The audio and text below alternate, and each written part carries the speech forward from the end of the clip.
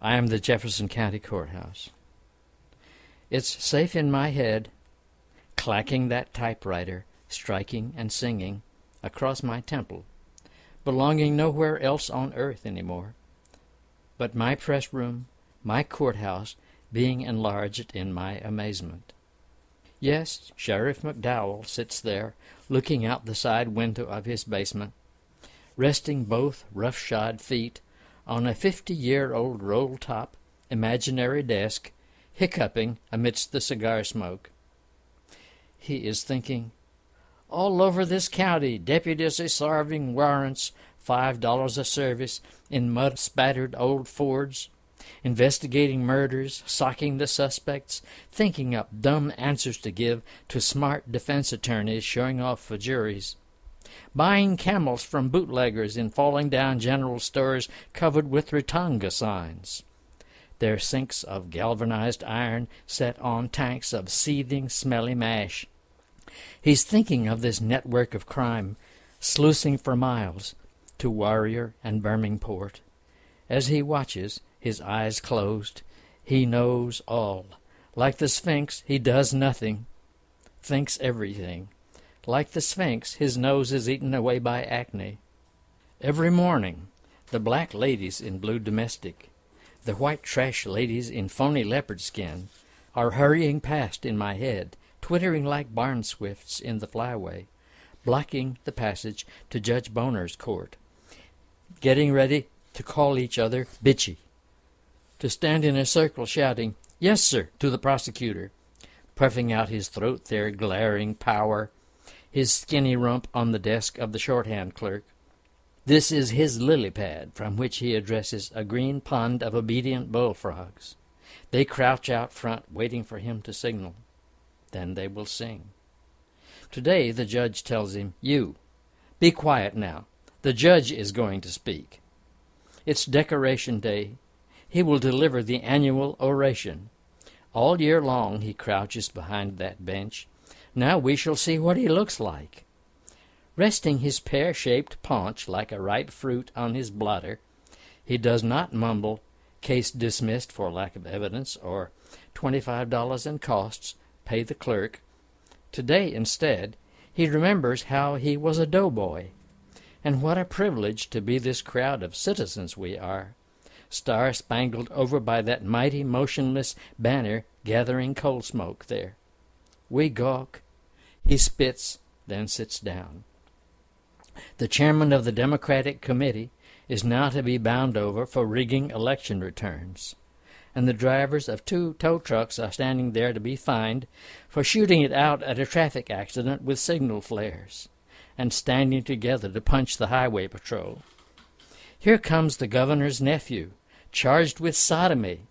Hooray! Case dismissed for lack of evidence. Still, there is much more ready to be brought up. In the cockpit of my divided remembrance, how far up, past the tallest elevator with its paraplegic doughboy, veteran pilot soaring like a hawk, we fly to the solicitor's eyrie. His office with its weary view of stars and converters, of Woodrow Wilson Park below, and beyond, the lair of his gloating nemesis across the way in City Hall. There's nothing between us and heaven but the jail, with the prisoners overhead to keep us humble. He requests them not to sing. We never hear them. We always know they're there. This is our Mr. Perry.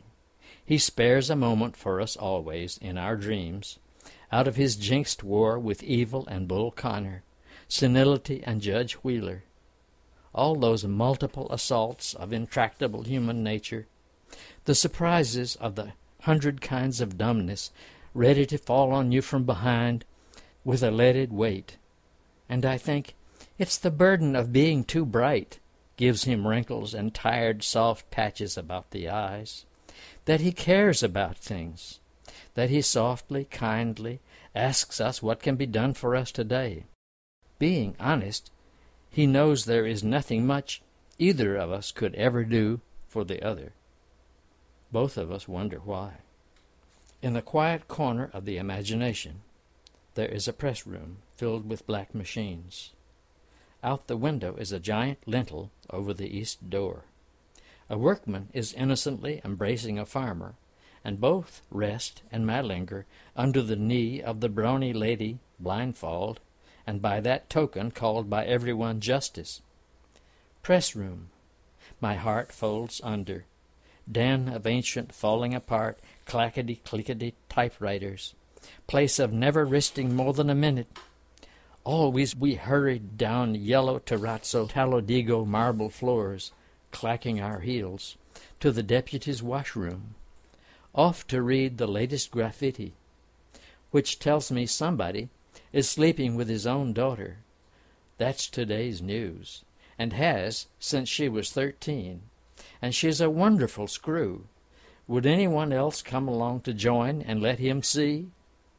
And after that we stop for coffee to talk with the Chancery judge. He just today disposed of $25 million.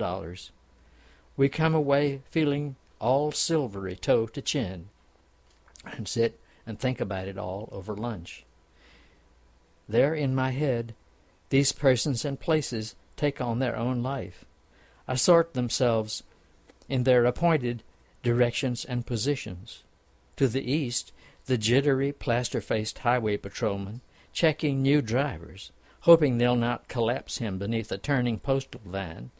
To the north, Jimmy, the deputy coroner, driving to work with photos of gunshot heads and slashed throats.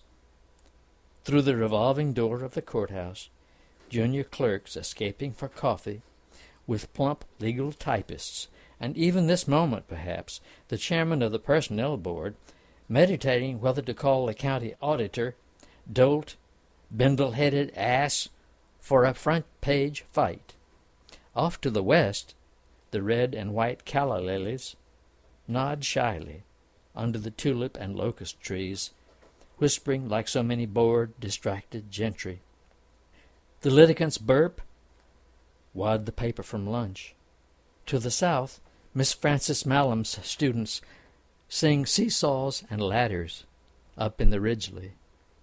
Unchanged in that press room I have by me, Ed Strickland is busy typing out a scoop. He's scooping us. What do we care? Tomorrow we'll scoop him.